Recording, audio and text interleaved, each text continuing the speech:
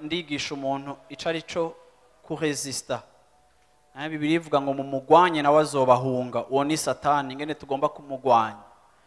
Ariko kandi iri jambo kuresista canke kumugwanya harimo gushira, harimo kubandanya. Iyo umuntu agusunitse ugacugwa nta resistance birimo, ariko yagusunitse ukanka aravuga ngo harimo kumugwanya, harimo resistance.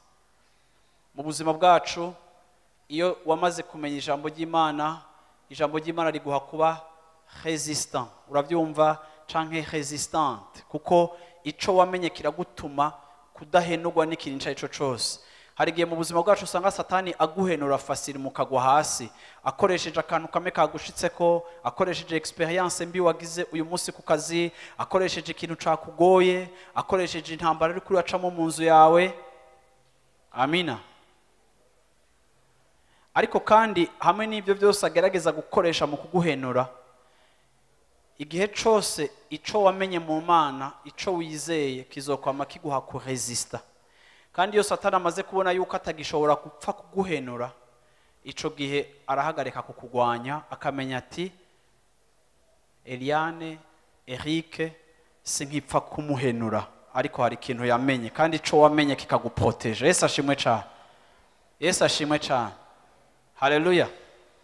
Narigeze kuba igihe kimwe mu myaka yanje ya mbere yo gukizwa, igihe Imana yanyigisha kuri iri jambo ngo riri muri Yakobo igice ca 4 ku murongo wa 6 n'umurongo wa 7, haravuga ngo résistez au diable et il fuira loin de vous. Imana yigeze kunyigisha kuri uwo murongo, urahindura ubuzima bwanje cyane, kuko igihe cyose nibutse iryo jambo nama niyubaka mu kintu kimwe. Nashobora kuba mfise ibintu naciyemo byangoye canke ibintu bitagenze neza, urana mu buzima umuntu ntababuzi bimugora, sivyo? Ariko kandi igihe cyose nkibuka nkaca nibutsa Satani kikintu. Mugakiza kanje nakuze mu masengesho yanje nkunda kuganiriza Satani kandi ndamucokora, kandi byaranyubaka cyane, ngira hafi rimwe na rimwe no kurusha kuvugisha Imana iyo hageze ku bintu byo kumuzomera. Bwana sifiwe sana. Nta uzomera Imana, twese tuzomera Shetani, n'est-ce pas? Rero kenshi nakunda kumwibutsa Satani nkamubwira nti je ndi umwana w'Imana, narakijijwe, narababariwe. Nkaca ndamubwira nti ibyo ari byo byose wanteje vy'ingorano uyu munsi, kubona narakijijwe, kubona narababariwe, kubona ndi umwana w'Imana, nta yindi ngorane nimwe mfise. Nkaca numva umunezero uranyuzuye, nkumva umenga nabyaye ndi byari binteje ikibazo birasuzuguritse, kandi nkumva umenga Satani agiye kunywa itabi canke urumogi, nkabona ko kwera iryo jambo namubwiye umenga riramuderanjije, kuko kumwibutsa ko nakijijwe nkabizana impande y'ingorane nagize. Hari igihe kwibutsa ko wabuze amahera, nawe ugacumwibutsa uti naho nabuze amahera, nanje Imana yarankuye mu bwami bwawe inshira mu bwami bwayo, ubu naragucitse, ndi umwana w'Imana, wowe uzosha ibihe bidashira, zenzobaho ibihe bidashira, n'est-ce pas Satan? Ugacumuraba ukazobona hengene rusa, waruze rero ngo je nabuze amahera, je nca nidogo, je sinidogo, ndi umwana wa papa. Kwibuka gusa ko ndi umwana w'Imana, ico kintu coma kugira louange y'umunsi wose, naho twomara ukwezi atayindi teme dushimira Imana, naho wombwira ngo ngira isengesho mfata umwanya wo gushimira Imana ko nakijijwe, vyo mfata n'amasaha ntaraheza. Ico conyene, kandi ico nico namye mpa inyishu Satani igihe cyose ashatse kumvangira cyangwa ashatse kunyereka ikintu kitariko kiragenda neza. Ncanambwa nturibuka yanyisho, ushaka bikubari nkazamaye kiramaramaye n'amapengo kikagenda kikarengana. Bwana sifiwe sana. Haleluya. Kubera iki? Kuko tumuhanga canke tumuresista dukoresheje ici jambo ry'Imana rivuga, gishobora kuba kiri meilleur kurusha situation yawe uri kuracamo uyu mwanya. Hama kandi ko yakugize umwana n'inyisha zozizana bihagaze kuri ubwo bwana nyene, inyishu zizoza. Haleluya. Nibisigaye byose azobikora, kuko ico nico gikomeye, nico gihambaye. amen. Bwana sifiwe sana, haleluya. Rero igihe cyose twiyubaka mu vy'Imana yamaze gukora, igihe Satana dusambuza ibyo tutarabona, twebwe tumenya kwiyubaka mu byo twamaze kubona mu vy'Imana yamaze gukora, haleluya. Hama ubuzima bwacu bukabandanya, tutadeprima, tudacanganyikirwa, tutahinduka, tutijirirwa, tutirabunigwa ngo dusange nyene ubuzima bwacu peu importe ama experience tuba turacamo hama hariho akayaga k'intsinzi. Yesu ashimwe cyane, haleluya, amen. Icambere kumenga mwe ntitwari turi ku icambere, ca kabiri, ca gatatu sidabumva cyane ku buryo murashobora kuba muri ko muranambesha je nka avance. Ica kane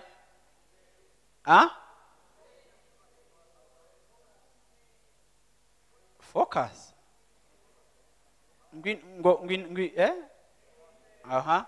focus. Ica gatanu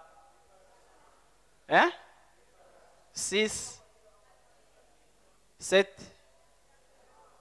8 9 birakamye donc umwege ivyegereye nivyo mugenda mwibagira, mwibuka ivya kera mukagenda okay. 9 kwigishwa 10 kwigishwa niyo 9 10 11 ça okay, amina. Ejo hari umuntu yambajije ikibazo nshaka kwishura ko mu kwavansa. Hari umuntu yambajije ikibazo kubijanye na don yiwe ambe ngo tana yanje ndayiza ariko nkene kumenya don yanje. Ndashaka gushiraho umuco kuri ico kintu kuko talent canke don byose au fond bivuga ikintu kimwe. Ari talent uravyumva nuko igifaransa kiba gifite amajambo menshi, ariko dukoresheje ikirundi tuvuze ngo ingabire, uravyumva ingabire irashobora kubikira avuga ingabire kandi ishobora kubikira navuga don ikavuga na talent. Mu kirundi tugakoresha ijambo rimwe ingabire, sivyo? Rero kimwe don ntiri spirituelle hama ngo talent ibe naturel, sisiko muvyumva. Ariko iyo tuvuze ngo umuntu arafise talent, arazi gucapa ni talent, ukuntu acapa ni talent, ni kuvuga ko ningabire ni kintu afise, uravyumva ashobora kuba atanize, kuko murabizi yuko umwimenyerezo nawe urashobora gutuma umuntu adevelop ikintu atarafise kuko yacimenyerejemo, uravyumva. Ico tucita formation canke ubumenyi. Ubumenyi ni ikintu wahawe no kucigishwa hama ukagikora neza, sivyo? Ico turashobora kucita ubumenyi canke ugifitiye formation. Ariko iyo turiko turavuga talent canke tukavuga don, tuvuga ico kintu ufise atakigoro washizemwo, utakigizemwo ama effort abandi bokigiramo, naho ico kintu wogenda kucigishwa ukwiga kuraguha kukinonosora canke kugikuza. Ariko iyo ugiye kucigana hamwe n'abandi badasanzwe bagifise, bazokwama babona yuko wewe wihuta kumenya kurusha uko bobo bimeze, kuko wari ugisanganywe. Ni ukuvuga ngo wagiye kudevelopa mu bumenyi no mu mashuri ikintu wari usanzwe ufise naturellement, amen.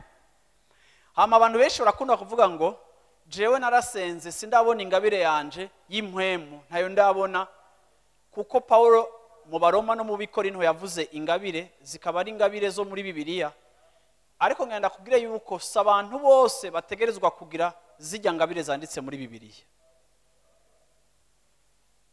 Rero hari abakristo benshi babaho biyagiriza kuko atangabire imwe n'imwe abona mu buzima bwiwe muri zijya zanditswe, ari zijya 9 ziri mu Baroma canke zimwe ziri mu Bikorinto igice ca 14, yabona ntazibona ko akibaza yuko kumbure yo batakirijwe neza. Ariko ngenda kubwira yuko ingabire nyinshi Bibiliya ivuga, kuko Paulo yandikira amashengero akivuka, yagiye ababwira. Paulo yagiye ari umuntu avuga cyane ku ngabire z'impwemu, kandi izo ngabire zifitaniye isano n'igikorwa c'Imana co kubaka ishengero. Niho yavuga madon akavuga n'amaministère, yavuga ingabire akavuga n'ico twita ibango canke amabango. Ariko si ukuvuga yuko ivyo Paulo yavuze ari byo vyonyene vyugariwemwo domaine y'ingabire, ariko hariho n'izindi ngabire zibaho. Ancien Testament canke isezerano rya kera riratwereka ingabire zitandukanye. Hari abantu Imana rero yarasize amavuta gukora ibikorwa vyo gucura ivyuma, bakubaka ibintu vy'ubuhinga. Abo ni ingabire Imana yabahaye, kandi yashingiye Mose yuko abo bantu bafise ayo mavuta n'amafami Imana yagiye itoranya bakamenya gucura. N'igihe Imana yahamagara Mose kubaka isanduku y'isezerano canke kubaka ihema, Imana yagiye ibwira Mose yuko hariho abantu yatoranije mu Bisirayeli bafise ingabire zo gukora ivyo bikorwa vy'ubuhinga. No kuvuga rero ngo Ancien Testament iratwereka yuko hariho ingabire Imana yatanze, ariko atari ingabire ziri spirituelle, zitajejwe kubaka imitima mu bintu vy'impwemu, ariko ingabire zijanye n'ibintu vy'ubuhinga. Hari abantu Imana isiga bakaba abantu b'abahinga, uravyumva, bakazokora ibintu bikomeye, bakazodevelopa n'imiti, bakazoba abahinga, bakaba abashimiste bakomeye n'abandi. Ubwo bumenyi Imana yabahaye muri izo nzego zigatuma ari abantu batora imiti, uravyumva, canke bavumbura ubuhinga kanaka. Aba bantu bose bahumeka bari mu isi, Imana niyo yabahaye ingabire zitandukanye. Ariko izo nyinshi Bibiliya igenda itubarira ni ingabire zijanye no kubaka inzu y'Imana. Rero ntibikakuzazanire, uravyumva, nimba utibona ko umuhamagaro canke ingabire y'ukubaka inzu y'Imana, kuko ushobora kuba ufise izindi ngabire zijanye n'ubumenyi, zijanye na science, zijanye n'ikindi kintu womarira abantu. Ariko ikiri important ku muntu wese yavutse Imana yaremye, umuntu wese Imana yamuhaye ingabire, kuko ingabire ni ikintu kitubamwo kugira ngo dushobore gukorera abandi, kugira ngo dushobore kubera umugisha abandi. Rero ndagomba gutahure yuko ingabire ziri large, ziri vaste. Iyo dufise abantu bafise ubuhinga mu madomene atandukanye, haba mu buvuzi, haba mu bindi vyimviro vy'iterambere, mugomba kumenya yuko territoire y'Imana itangana na eglise gusa. Imana irarengeye eglise, ariko eglise ifise mission ya mbere ikomeye, kuko niyo gukora ku mutima. Kandi umuntu ni mpwemu, mbere yuko aba âme, imbere yuko aba physique, umuntu ni esprit. Eglise ifise igikorwa kijaye na l'esprit, uravyumva, icigenda ikandukira n'ibisata bindi byose bikurikira. Rero ntimukarabire ivy'Imana yabahaye muri aspect imwe gusa, ariko mugomba kumenya yuko Imana iragutse cyane. Uyu munsi mubiravye, ubuzima bwacu buraba bwiza, bukanoroherezwa kubera abantu Imana yagiye ingabire zitandukanye, haba muri science canke izindi domaine za découverte, haba muri santé, haba mu biki, haba mu kintu cyose, haba mu byo gufungura, haba mu biki. Abantu benshi mu isi Imana yarabahamagariye kuyikorera, bamwe barayizi abandi ntibayizi, ariko umuntu wese afise ikintu yavutse afise akacoroherwamwo, ico kitwereka urwego rw'ingabire mu buzima bwiwe. Yesu ashimwe cyane, Yesu ashimwe cyane, haleluya, amina. Nico gituma iyo uri muri eglise ukwiye kumenya yuko icaye cyo cyose ufise kirafise ico gishobora gukora mu bwami bw'Imana. Nico gituma abantu bose ntiturabaririmbyi, abantu bose turi abafundi, dufise ibintu bitandukanye, kandi byose mu bwami bw'Imana birakenewe. Ariko iyo abantu bibajije yuko ubwami bw'Imana bufise ibintu bike bya bindi dusanzwe tuzi tumenyere kubona muri eglise, birarimita abantu, kandi bigatuma tudaprofita ingabire Imana yashize mu buzima bwawe. Haleluya, amen. Ikindi kintu kigora abantu mu bintu bijanye n'agakiza, akakubwira ngo jewe ngo kubera iki ngo atangabire y'Imana mbona mu buzima bwanje, Imana sindamenya, nama ndabisengera sindamenya ico Imana impamagariye. Ndagomba guhumuriza umuntu wese yicaye ngaha avuga ngo sinzi ingabire yanje cyangwa sinzi umuhamagaro wanje. Ngenda kubwira yuko usomye Bibiliya, nta igihe cyose Imana niza kukubwira ico yaguhamagariye. Kuko iri jambo guhamagara, muravyumva yuko uhamagara ni wafise uruhara runini, n'est-ce pas? Sivyo? Sivyo abantu b'Imana? Iyo mvuze ngo Eric, canke nkavuga ngo Jean, urumva yuko ukora igikorwa ca mbere n'uwuhamagara. Rero murambona abantu b'abakristo biyagiriza canke babura amahoro ngo jewe bamaze imyaka myinshi nkijijwe narasavye ngo menye umuhamagaro wanje ngo menye ingabire yanje ngo ntayo ndamenya, ukabona umuntu ari frustre. Ariko ntibikwiye kukubabaza kuko uguhamagara ni wo kumenyesha ica gushakako. Mose yarabaye imyaka myinshi kwa Farao, uravyumva, adafise umuco ukwiye kuca Imana imushakako.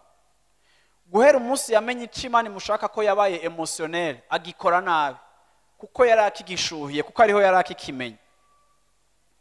Bibiliya itubwira ngo Imana yasanze Mose wabo mu Bakarudaya, imusangayo Abrahamu, iramuhamagara ngo Abrahamu nkurikira. Abrahamu ntiyigeze aja kurondera Imana, Abrahamu ntiyigeze aja kubaza Imana, ariko Imana niyo yaje guhamagara Abrahamu imuvana iwabo. Igihe Mose yari kararagira kwa Yetiro, yazazaniwe asa n'uwabivuyemo, Imana yamusanze hari kararagira, imusanga ku gikorwa ciwe ca misi yose, yatsa igisaka kidahenuka, bitera Mose kuba curieux, agenda kwegera, ahasanga ijwi ry'Imana, Imana iramuhamagara. Samueli, uravyumva, nyina wiwe niwe yamutanze, amenye umuhamagaro, agenda kumutanga. Igihe Maria yasaminda, igihe Yosefu yagenda kumuheba, abo bantu bose Imana niyo yaje kumubwira ati ntuhebe uyu mugore. Uwundi kazi kamubwira Maria biciye kuri Elizabeth, ugiriwe neza, urahezagiwe mu bandi bagore bose, akamubwira ica Imana imushakako.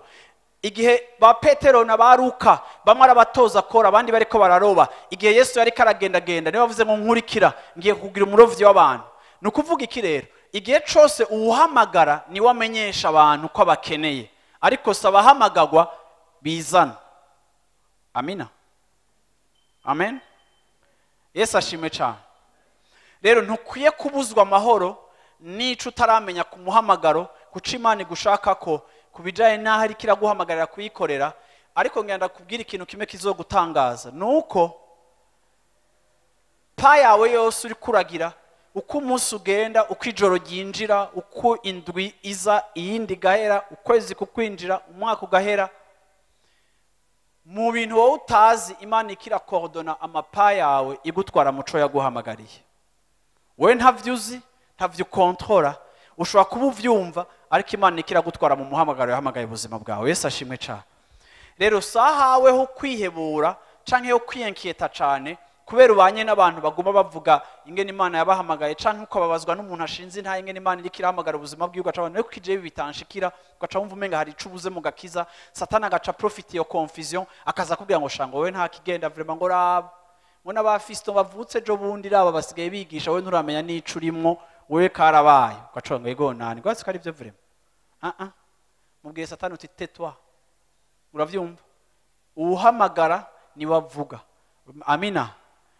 Responsabilité yawe gusa niyo kumekinga sure yuko amatwi yawe azibutse, kuko hariho n'abafisa yazivye. Bwana sifiwe sana. Bwire mu micaye muti ziburura amatwi yawe. Haleluya, amen. Hari ibintu tutaba dukwiye cyane kwikorera ngo none ngo nzomenya gute, ngo none ngubwa Imana ngo niyo baravuze ngo sinumva. None ni probleme yawe, nimba ivuga buhoro ntibumve, we ni probleme yawe.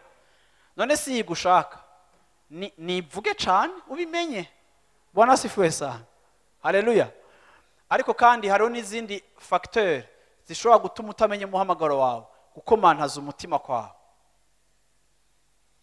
Ndababaza ikibazo, biramaze kugushikira ukibaza ko hari ikintu udashoboye, ariko abantu bose bakwegereye bakakubwira ko ugikora neza? Ni bande bimaze gushikira ivyo bintu? Abantu bakakwemeza ko ikintu gishoboye, ariko wowe ukabona ko atacuze. Ni bande bazi situation nk'iyi? Abantu bavuga ngo shango rero wewe ngo ko dufise ngo rencontre ngo niwe uzokwintroduce amajambo, niwe uzorongora igikorane, ko tuvuga ngo ngo je nguvima ngo ibyo kuvuga ngo imbere ngo ndabitinya, ngo ndafise amasoni, ngira mvuga ikintu mwese muhora muvuga ngaha, ngo je ngo byo gushinga intaye ngo ndabitinya, ngo je ngo ndafise amasoni, ngo je ndatinya abantu, ngo je ngo ndagira gute. Abantu bavuga ngo wowe rafa pasigiye twahura wavuze neza, wowe uvuga neza, ukoresha umwanya neza, kandi iyo uvuze vraiment uvuga bien. Nawe ugacata vraiment je n'ukuri naho ujya munsi navuze napfuye kubigira ko ntimusuye kubinsaba bwa kabiri. Ivyo no gukomantaza umutima, kuko wowe ushobora kuba utari kuri urimenya, ariko abakwegera aribo bakuzi.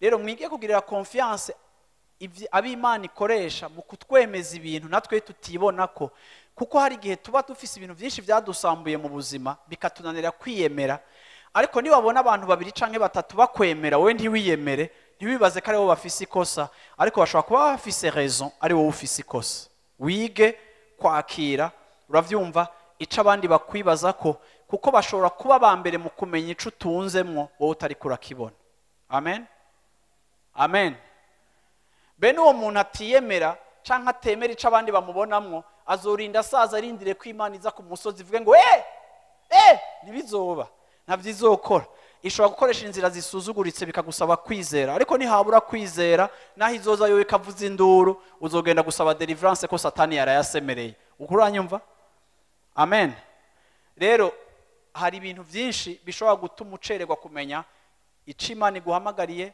canke ico Imana yagusigiyemo amavuta haleluya amen uyundi muntu ushaka kuvuga kigira 12 ushaka kuvuga ko kuri uyu mugoroba ni ikintu citwa mu buzima bwacu dusanga mu Bikorinto canke reka dusome umurongo umwe canke tunawusome ariko reka dusome mwandike juge canke abacamanza chapitre 6 kugeza kuri chapitre 7 iyi ni inkuru benshi muzi ni inkuru y'umugabo yitwa Gideon uravyumva Gideon ni umuntu Imana yahamagaye mu buzima bwiwe kigira 12 kiravuga ngo kugira uruhara canke responsabilité irakomeza ingabire yawe responsabilité irakomeza ingabire yawe canke kugira ivyo ujejwe birakomeza ingabire yawe bona sifiwe sana muri iki gice ca 6 n'igice c'indwi co mu bacamanza tubona histoire y'umuhungu yitwa Gideon yahavuye aba umucamanza umwe mu bacamanza bakomeye muri Israeli uyu Gideon hari ikintu kidasanzwe Bibiliya imutwereka ko bwa mbere na mbere itwereka yuko hari impamvu zose zishoboka zotuma umuntu nka Gideon adashobora kuba umurongozi muri Israeli abisirayeli bari bafashwe nabi n'abamidiyani babahohotera abisirayeli babaho binyegeza basoroma bakanyegeza bama baza kwibwa batwagwa ivyo basoromye bari mu buja kubera aba babanyi bakomeye kandi bari babamereye nabi cyane umunsi Imana yari igiye gukiza Israeli Imana itumbera muri uyu muryango wo kwa Gideon Gideon ariko arivuga arereka Imana yuko nta buryo na bumwe bushoboka ko jewe wonkoresha Mana kugira ngo ntabare umuryango wacu kuko Imana yarungitse marayika encore une fois murabonye indi exemple yuko Imana ikurondera ari yiza kukubwira ari yigukomunika Gideon muri ako gahahazo bari barimo umumarayika aramuje ko ngo haguruka wa muhizi w'umunyenkomezi iki ni kintu kitwereka yuko Imana ishobora kubirikira kubona uko wowe utibona ariko bizogusaba intambuko y'ukwizera kugira ngo wakire icimviro c'Imana uhambe icimviro cawe kibi caguteye kwisuzugura Gideon nawe nka Mose atangura kwisuzugura atangura kuvuga ngo je ndi wanyuma papa n'uwanyuma uretse ko papa ari uwanyuma mu muryango naje waho mvuka ndi wanyuma urana ko Gideon yerekanye impamvu zose zikwiye gutuma uyu mumarayika amenya ko GPS yiwe yamuhenze ikamutwara kuri adresse itariyo kuko birashika umuntu akazimira rero singaha ntiwoza gutora ahantu ariko uyu mumarayika arabandanya kwemeza Gideon no kumuha ibimenyetso ko Imana igomba kumuhamagara ndagomba kubabwira yuko iyo habayeho gukekeranya mu buzima bwawe ku kintu kimwe canke ikindi n'uruhara rw'Imana kuzana ibimenyetso kugira ngo yemeze ubuzima bwawe icirikira twara mu buzima bw'iwawe haleluya kuko niyo izana communication ya mbere niyo yeclaircisa ibintu ubwa mbere na mbere Yesu ashimwe cyane muhora musoma muri Bibiliya ngo Imana yarajira hamagara Abraham ariko mugomba kumenya yuko naho Imana yahamagaye Abraham ntiyamuhamagaye no munsi mwijoro ngo ejo mu gatondo Abraham acarasezera Abraham yamaze imyaka myinshi cyane atarasohoka ngo avi wabo Bibiliya ntitubwira igituma yatevye eske yari gukekeranya eske yari akiri karabaza eske ntiyari convaincre eske ntituzi gituma Abraham yatevye gusohoka ariko lotan Imana yamuvugishijemo na lotan yasohotse haraciyemo igihe kinini rero ndakunda kubwira abantu n'uburenganzira bwawe bwo gukekeranya kuko wopfa mukekeranya Imana ikazana confirmation hakwita mu kintu ariko kandi ukacitamo atari Imana yavuze Imana nta na rimwe ihambarira canke ikarira umuntu yagize ugukekeranya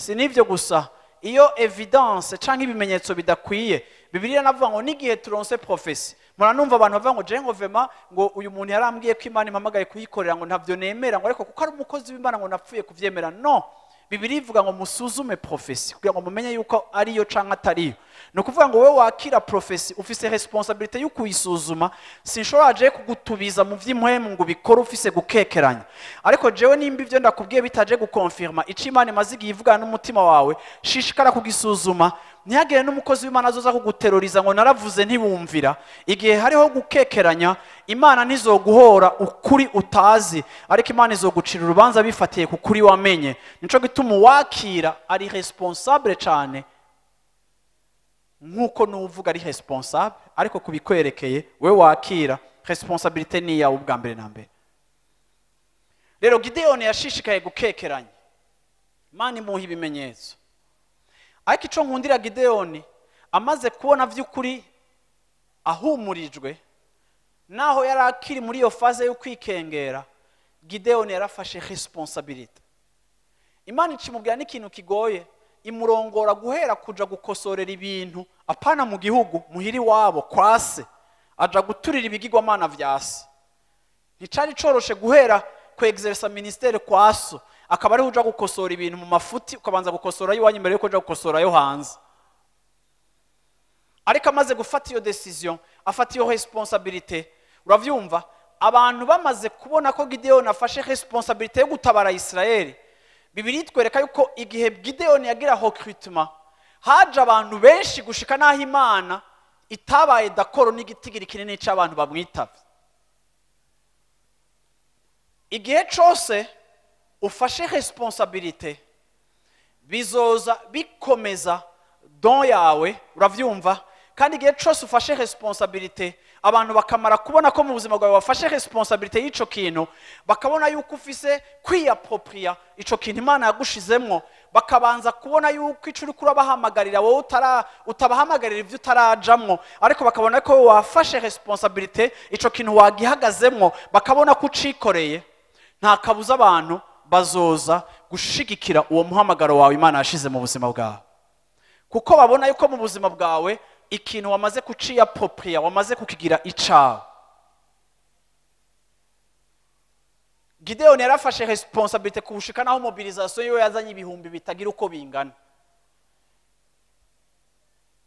ariko harageze igihe Imana iramuga ati Gideon abo bantu ni benshi sishobora kugutabara ufise abantu benshi bangana gutyo bohava bibaza yuko igitigiri arico cazanye victoire bagabanye gushika babe bakeye kugeza aho bageze ku bantu 300 sivyo batanguye ibihumbi 60 na bingahe je pense sinibuka neza murabico gitigiri kuntu cakorotse uravyumva ariko kandi gufata responsabilité guhagarara mu cimani mubwiye n'icimani mu community catumye mobilisation iza gusutena uwo muhamagaro wari mu buzima bwiwe wo gutabara Israeli hama Israeli bone gitangaza ariko mugerageze kwimvira iyo Gideon atari gufata iyo responsabilité akayanga nawe yari kubandanya asengera gutabarwa kw'igihugu rero ibi birafitanye isano no gufata initiative point ya gatatu mu cigwa ca mbere ca dimanche gufata responsabilité gufata kugira uruhara kwakira ivy'Imana iguhaye ugatangura kubigiramo uruhara hariho abantu Imana ibwira ibintu bagomba gukora bagatangura kubigiramo uruhara hama yatangura agahamagara abantu batatunga Imana yanshize ikintu mu mutima kandi Imana nayo irazi kudutesta Imana yanshize ikintu mu mutima uravyumva rero nako nimva ko twogira kanama tukimvira ko twokora iki kintu abantu bagashobora ngo nanje iki kintu nari nacimvise muvemo nanje ikintu nari yabaze ko twogikora tuzotangura kwa kangahe tuzotangura kwa kane hambwa ugacuta hamwijoro ugashima ati ndagushimira yuko Aline avyinjiyemo ndagushimiye yuko Jacqueline avyemeye ndagushimiye yuko na Fista avyinjiyemo ndagushimira Imana kumuhaye abantu tugiye gukorana kandi ndagushimira ko na Erika je kandi Erika arafise imodoka tuzoshika facilement ndagushimiye yuko vraiment na Chrysostome ahembwa neza kandi yemeye gushiramo amafaranga ndagushimiye Imana hama mwatangura gukora babantu bose ukabura Chrysostome finance ukabona Eric transporteur uravyumva ugaca usigarana n'abakrize uravyumva akaba ari basigana na wewe kandi bari committed uko uravyumva ariko urabateste kugeza hehe wafashe responsibility hama watangura gushanga ibintu bitoza ko atari ivy'Imana ngo abantu biyemeza rimwe bagaca babivamo ugacuvuga uti jene naratanguye ngo kugucanda no kw'Imana hatari bwagere sivyo nawe warabaye teste ugomba gufata responsibility ubwa mbere haleluya ugafata responsibility abantu bakabona ko wafashe responsibility abantu bavyutse mu gatondo ibigomana byo papa Gideon vyabomotse vyaguye hasi baravati baravatisha umugabo agira yicaka gahungu kiwe kuko papa Gideon niwe umuntu wa mbere yari mu ba mbere mu quartier asenga ibigomana Gideon Imana imubwiye ngo kuraho ibigomana ndabatabara cahera kwa dadi arabomora abantu bavuga ati akagahungu karahwererera papa wiwacu aravuga ati aka kana kanje ukunda kazi nakanyabwoba kubona kubahutse gukora ibi bintu iyi Mana ya bomoye niyigwanire Jesse ntaco ndamugira umwana wanje abantu bacana ko Gideon atafati nibande bashaka ko dutangura bene uyo muntu abantu baza birukanka cyane ko barabona yuko ibintu ariko aravuga nta blague yagiye kandi aheje gukora demonstration yuko wewe ntari karavyimvira ko yamaze gufata decision yamaze no gushira ikirenge ciwe muri risque haleluya amina rero peu importe icimana iri kirahamagarira mu buzima bwawe canke icimana yaguhereyemo ingabire uko muribuka yuko muri iki cigwa turatandukanya umuhamagaro n'ingabire ingabire ni igikoresho uravyumva gishobora kuba kirakorera mu muhamagaro ari uwawe canke ari uw'abandi Imana yahamagariye gukora ukabura umufasha ukaburi kura supporta nkuko Yosefu yashigikiye Farao mu muhamagaro yarafise wo gutwara ariko yazana sagesse na intelligence yiwe igihugu kiba prospère ntiyariko akora gusa ivy'Imana wewe yamubwiye personnellement ko ashitse umugambi wa Farao ariko mu seconde no kuvuga ngo ingabire igomba kuronka terrain aho yexerça ariko umuhamagaro c'est autre chose uravyumva ntigomba kuba ufise umuhamagaro uri special ariko urashaka kuba ufise don ikorera mu muhamagaro w'abandi amen vuga amen ega cyane baza ko mutavyumvise uti amina ushobora kuba utanavyumvise cyane ariko siyo sujet ariko abihuta kumva mu vyumve siko hama Imana nabigutahuze Yesu ashimwe cyane rero ico ni kimwe tugomba kwiga gutahura responsibility iyo umuntu ari muri responsibility umuntu ari karakora uravyumva iyo uri kurakoresha yangabire yawe ukaba watanga kwishira mu bikorwa ugafata inshingano ukiha ivyiyemezo ugatangura gukora kubera uri kurakoresha na yangabire kubera uhagaze kandi abantu babona yuko ico kintu gifise nk'umutwaro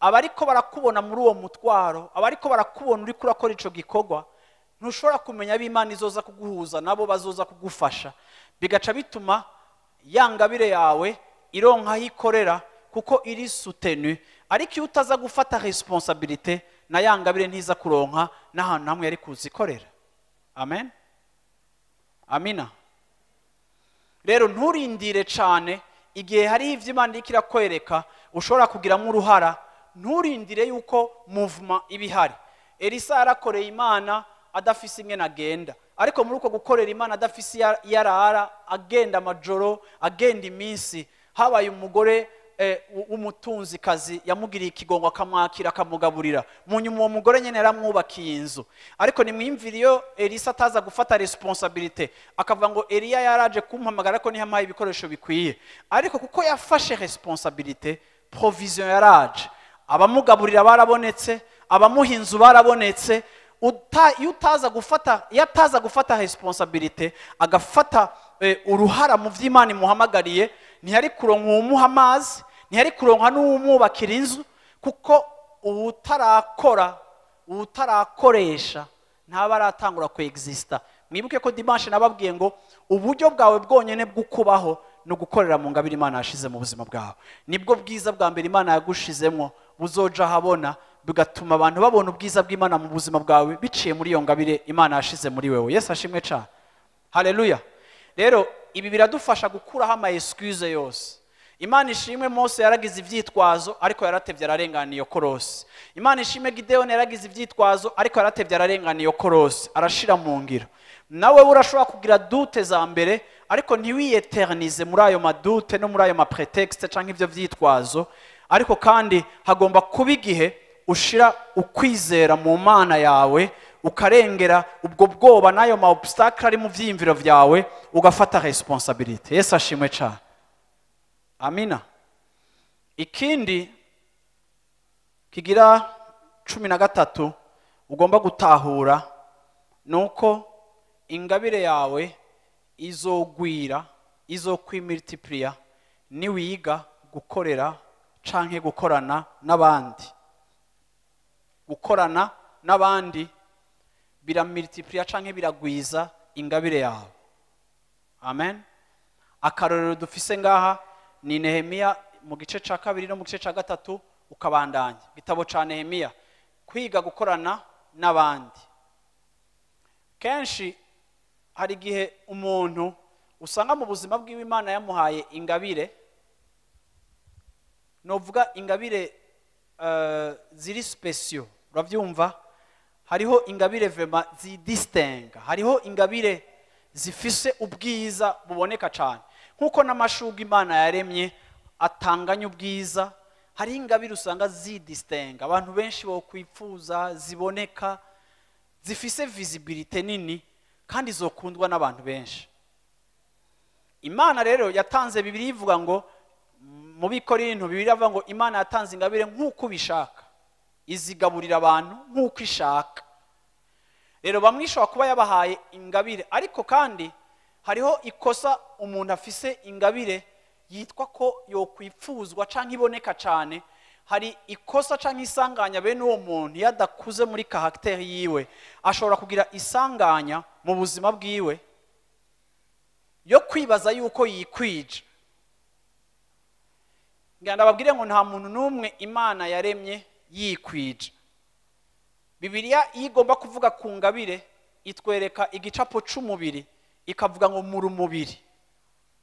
Nkuko mu mubiri atagihimba covuga ko ari ca grave kurusha ibindi, naho hariho vyiza bibonwa cane. Bibiliya itwereka yuko ibihimba bisa n'ibikengeretse byo ku mubiri ari byo dufuka cane. Bikatwigisha ubwenge bw'Imana yuko ibiri faible nivyo bifitiwe affection na protection nyinshi. Pour dire yuko mu mubiri nta gihimba gishobora kuvuga ngo jewe sinkeneye ibindi.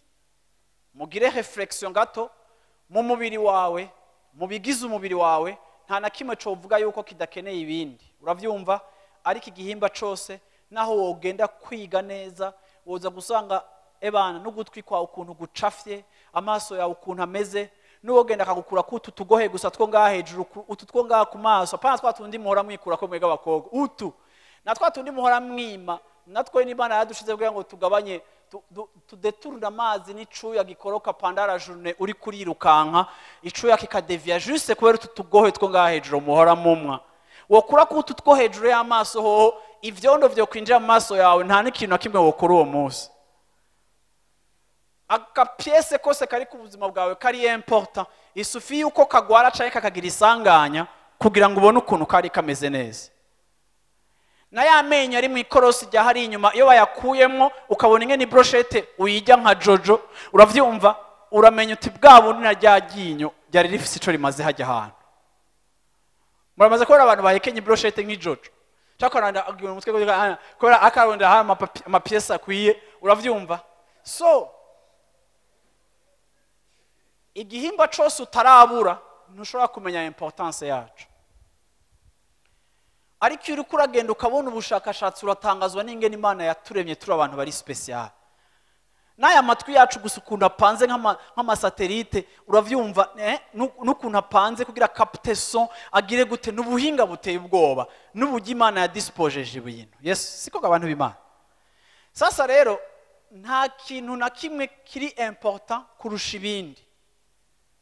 Nico gituma n'ingabire yawe ntiri important kurusha izindi zose, naho ifise ukuboneka kunini cyane, ariko itabaye entouré n'izindi zose ntaco ishobora kumara, nta naho uzoshika, nta naho woshika.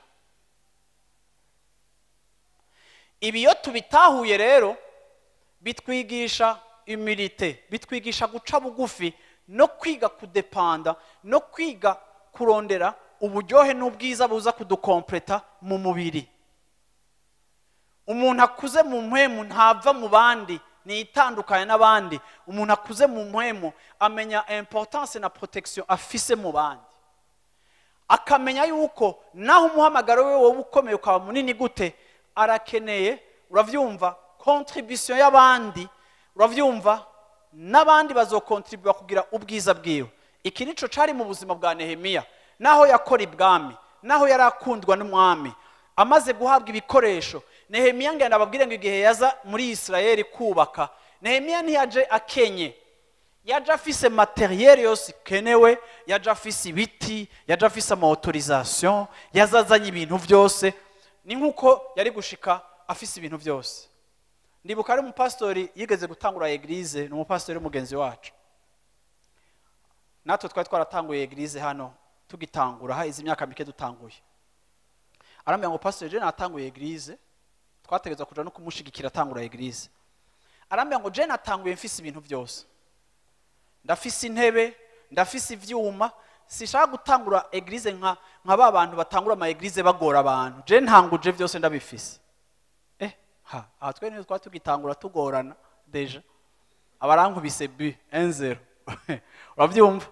Eba aragenda kutwereka dusanga intebe ziruzuye, yarafise vima nk'intebe zishika nk'amajana 6, ibintu byose yabiza ati byose je ndavyifitiye. N'umunsi wo kugura iyo shengero hari abantu benshi, byari ibintu bikomeye, bamwe baraza kubitora abandi baza kuritora. Aho nabwiye ngo eglise we ntihamaze umwaka yaciye ihomba irugara, yarigeze no kuntelefona mbaza ko tutomugurira intebe. Uravyumva? Atangiye kudandaza intebe izanyuma zaguzwe n'akabare. Uravyumva? Kuko yari yumva ko jewe simeze nka mwebwe, je ndi komple, nta muntu byose. Uravyumva? So peu importe moyen ufise, urakeneye abantu. Yesu ashimwe cha. Haleluya. Peu importe elevation Imana izo gushiramo, urakeneye abantu. Amen. Nico gituma ibi Nehemiya amaze kuza afise ibintu byose, Bibiliya ngo Nehemiya yarasohotse arazunguruka, agenda kuraba ingene inzitiro zimeze, atangura kumobiliza abantu, atangura kubwira abantu yuko bikenewe ko bubaka izo nzitiro. Bamwe mu bantu bari mu rudandazwa n'abandi bagize gute bari muri ico gihugu kitagira inzitiro, bari bazi importance y'ivyo ari karavuga. Bamara kumva yuko bakeneye ko inzitiro za Yerusalemu zisubira gusananurwa, bamwe kubwa intérêt, abandi kubwo kwanka gakengegwe, atangura kumobiliza. Amaze kumobiliza, abahinga bose ba Bibiliya barakubwira yuko étendue y'iyo territoire, kubona bubatse izo nzitiro mu minsi 52 hamwe n'abaza kubagwanya, abantu bose barakubwira yuko ibintu Nehemiya yakoze ni mobilisation iteye ubwo bitigeze kubaho. Ariko kandi kimwe mu bintu byari bigize ubuhinga na karite ya Nehemiya, malgré yuko yaraza ava mu VIP, ava mu bwami, afisa amamwaye, umwami yamuherekeje, ababahohoteye nibo bamuhaye autorisation, yari afise couverture, ako ntiyigeze yumva yuko yikwije, ariko yagiye partage umutima wewe n'abandi.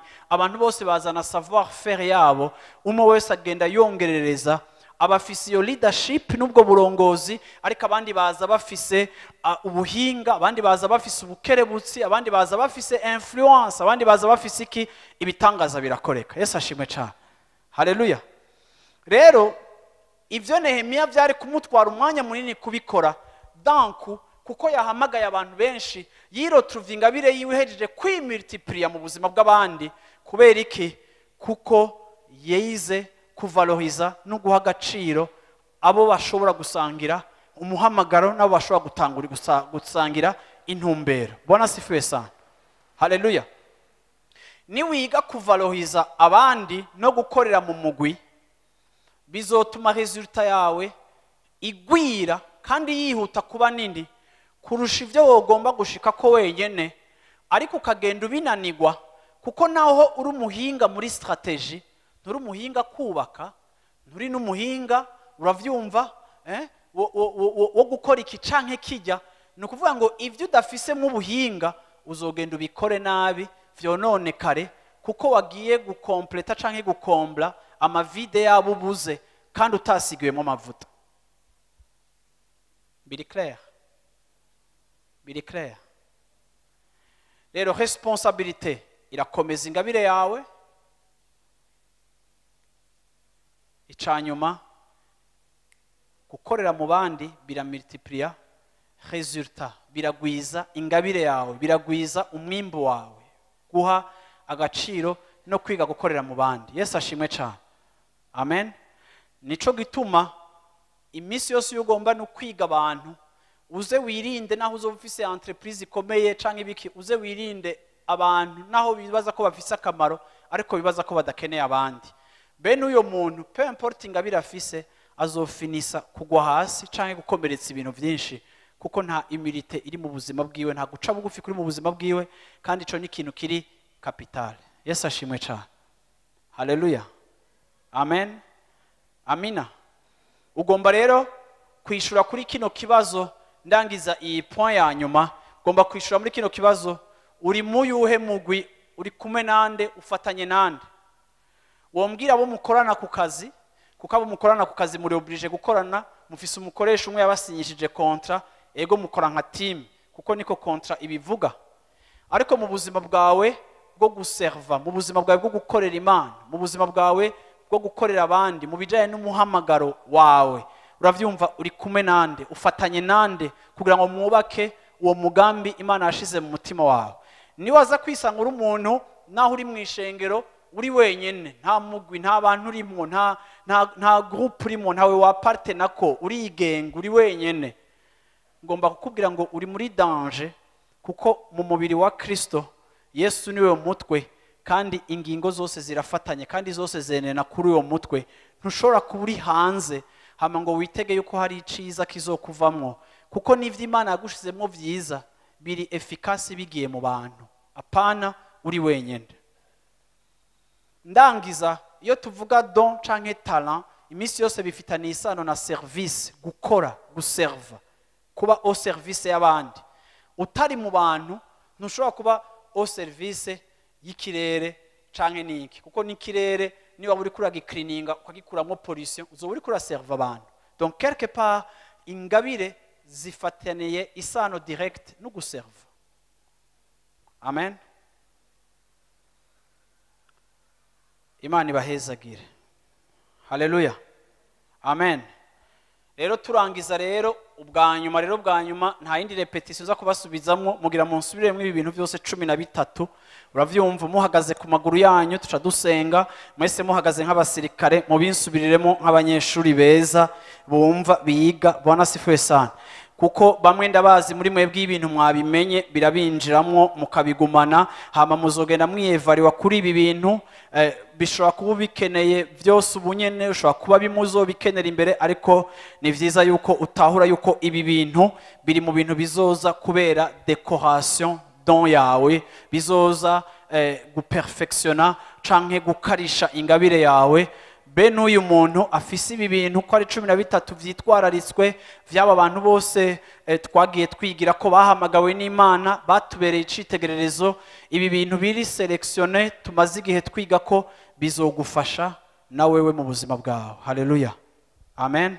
Urashobora kuvyaguruka mu ntebe yawe, tuja kurangiza, tuja gusenga, kandi dusengera dufatiye kuri ibi bintu bibiri vya nyuma twize. Uravyumva, usaba Imana iguplante mu bandi. Haleluya. Igushinge mu nzu yayo, igutere nk'igiti. Haleluya. Imbuto itarategwa ntibirategwa, naho iri imbuto ya karite itarategwa ntacizomara, nta giti kizovamwo. Nawe we nimba utarategwa, haleluya, ntacuzovamwo naho ufise byinshi vyiza mu buzima bwawe. Yesu ashimwe cyane. Mwami Yesu, turagushimiye kuri uyu mugoroba mwiza, turagushimiye kugira neza kwawe, turagushimira Mana ku ijambo ryawe, turagushima Mana ku muhamagaro uri ku buzima bwacu. Waraduhamagaye Mana, udushira mu nzu yawe, udutera mu nzu yawe Mana, kugira ngo tugire ico dukoze, kugira ngo dukorere ubwami bwawe, kugira ngo dukoreshe ivyo waduhaye Mana, kubaka ubwami bwawe, kugira ngo ubwami bwa Satani burushirize guhomba no gutakaza ubwami bwawe bwaguke. Nico gituma Mana turangiza iki cigwa Mana, ndakweretse umuntu wese Mana muri iri shengero kuri uyu mugoroba mwiza, ndakuragije umuntu wese Mana, ndakweretse umuntu wese hano hantu, ndasengeye Mana umuntu umwe wese muri bano, ndagushimira Mana ivyo washize mu buzima bwiwe, ndagushimira ivyo wa develop, ico washize muri we, ico wamutungishijemo, kugira ngo tumubonemo umugisha, kugira ngo tumubonemo ubwiza bwawe Mana. Washize ivya yawe mu buzima bwacu, washize depo yawe mu buzima bwacu, kugira Mana yo mu ijuru tugukorere Mana. Nico gituma ndavuze ngo mu izina rya Yesu Kristo, reka ingabire z'abantu bawe Mana yo mu ijuru zirushirize kuja habona, zirushirize Mana kuja habona, izinyegezwe, izitariko zirakora, izicaritswe, izifise impamvu izica nk'iziya zo kudakora, iziriko zirakora ariko zigakora nabi kubera hari bibuze mu buzima. Iyo mitwaro yose ndayizanye imbere yawe Mana. Abo bose Mana bafise umwitwarariko wo kugukorera,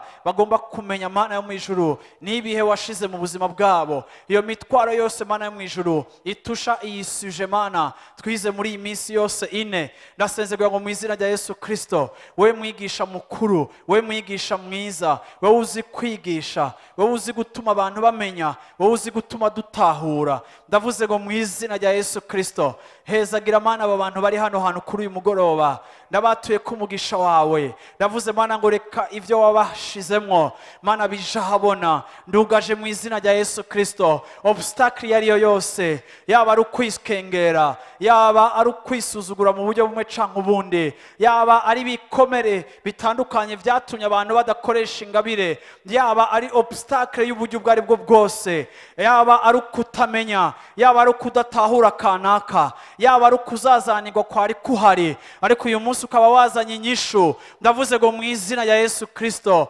horasha ingabire ziri mu buzima bw'abantu bawe mu izina rya Yesu Kristo. Ndagwanije ikintu cose c'umwansi gitakaza inkomezi mu buzima bwawe, ubohoke mu izina rya Yesu Kristo, ukire mu izina rya Yesu Kristo, kugira ngo ubeho utwereka, ubeho ugaragaza ico Imana yashize mu buzima bwawe, kugira ngo ubwiza bwawe bubonekere mu co Imana yaguhaye.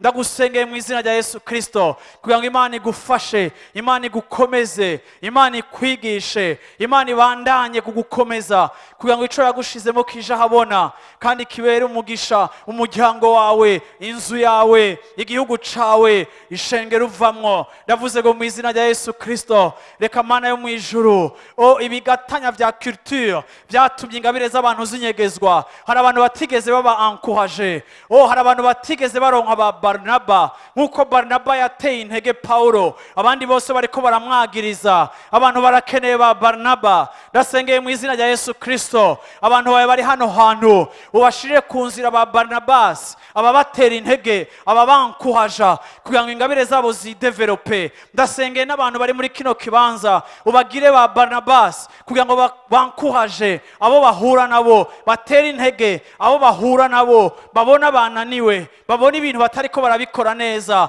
ariko ntibabacinyize, ariko ntibabarangize, ariko ntibababwira amajambo yo kubaca ivutu, kuko hari amajambo tuvuga akamaka ubuzima bw'abantu, akazingamika abantu, agatuma abantu bitinya bakinyegeza. Ariko Mana tugire Mana kuba bafise amajambo yankuhaja, utubabari igihe cose tudafise esprit encouragement, igihe tudatera intege abandi, igihe tutankuhaja bariko barakora. Mu izina rya Yesu Kristo udevelope caractère mu ishengero ryawe, aho abantu bankuhajana mutuellement, kugira ngo bamwe bose Mana baronke Mana ubufasha buvuye kuri bene data. Ndasenze Mana ngo ntihagire n'umwe muri aba bumvise inyigisho bazosubira kubijwi rya Satani ricinyiza abahaguruka, ricivuta abahaguruka, rica intege abahaguruka, ariko Mana bacikijwe rya nkuhaja abariko barahaguruka, bagira umutima Mana udakengera intango mbi canke intango yoroheje, ariko baha agaciro, bamenye neza yuko ibintu bitobora gutangura buhoro ariko bigakura bikomera. Ndavuze ngo esprit d'encouragement ibe mu buzima bwawe mu izina rya Yesu Kristo. Umenye kwankuhaja abandi, urakeneye kuba ankuhaje, ariko nawe wankuhaja bangahe, utera intege bangahe, ushigikira bangahe, wafashije bangahe. Ndavuze ngo mu izina rya Yesu Kristo Imana idufashe kugira ngo mu nzu yayo Imana tuba abantu baremeshanya bankuhajanya, kugira Mana ngo umuntu wese atera intege mugenzi wiwe. Ndakweretse wowe wese yabaye découragé, iryo jwi Imana yama yibuka ryamutwenze, iyo hogar, iyo ntwengo ya Tobiya, ayo majambo ya Tobiya aho yavuze ngo ibi bihome ngo n'ingeregere izobigonga bihenuke, amajambo ya découragement yinjiye mu buzima bwawe, ndasambuye impact yayo mu izina rya Yesu Kristo, ndasambuye impact y'amajambo mabi wumvise mu izina rya Yesu Kristo, amajambo yaguteye ubwoba, amajambo yaguteye kubihagarika, amajambo yaguteye kubiheba. Ushobora kuba wabibwiwe n'umu expert, ushobora kuba wabibwiwe n'umwigisha wemera, ushobora kuba wabibwiwe n'umurongozi wemera, ariko arashobora kuba yarihenze, uba yarakunaniye kuko ariho ugitangura. Ariko navuze ngo mu izina rya Yesu Kristo, iryo jambo ryakononye riguve mu izina rya Yesu Kristo, ritakaze inkomezi mu izina rya Yesu Kristo. Ubohoke iryo jambo, ubohoke iryo jambo, ubohoke iryo jwi, ubohoke iyo hoga, ubohoke iyo parole. Uhora agukize mu izina rya Yesu Kristo. Mana, ubashoboze guha agaciro amajambo yose meza ababegereye bababwiye. Ndakweretse amajambo yose dushobora kuba twarasuzuguye meza twabwiwe n'abatwegereye. Mana, ndasenga kugira ngo ugarukane ayo majambo Mana, ugarukane ivyo vyimviro Mana, kugira ngo abantu bawe Mana yo mwijuru bareke kubohwa no kwikengera, ariko nuwacikengera Mana reka yibonere mu maso y'abandi, nkuko Mariya yatewe intege na Elizabeti akarongera inkomezi mu kanwa k'uyundi. Reka nabo Mana baronkere Mana inkomezi mu kanwa k'abandi, kugira ngo bibubake Mana babohotse gose, kuko wowe Mana ico uvuga kiratandukanye n'ico twabwiwe. Kandi kuri uyu mugoroba tugomba kwakira ico uvuga, tugomba kwakira icimviro cawe kuri twebwe, tugomba kwakira destin zawe kuri twebwe, mu izina rya Yesu Kristo. Abantu b'Imana bavuge ngo amen, amen. Imana iguhezagire kandi kugirire neza. Ejo ntituzoba turi ngaha, tuzohurire mu gikorane muri jardin public, abandi niyo bari uno munsi gikorane catanguye. Ejo kwa gatanu gikorane kizoba kiriyo no kwa gatandatu, ariko amasengesho mu gatondo arahari ejo no kwa gatanu, no kwa kane amasengesho y'abaza ku karago kuva saa 3. Amasengesho arahari ejo mu gatondo, muzobe muri ngaha. Abafise umwanya wo gusenga, abasanzwe bamenyere kuri muri amasengesho, n'abatabimenyereye kufise umwanya wo gusenga muri indwi y'ugusenga, uze wiherere n'abandi ubandanye gufashwa. Imana ibahezagire, ibagire neza. Ndabibukije kandi yuko dimanche après midi tuzoba dufise ikorane c'amakuru.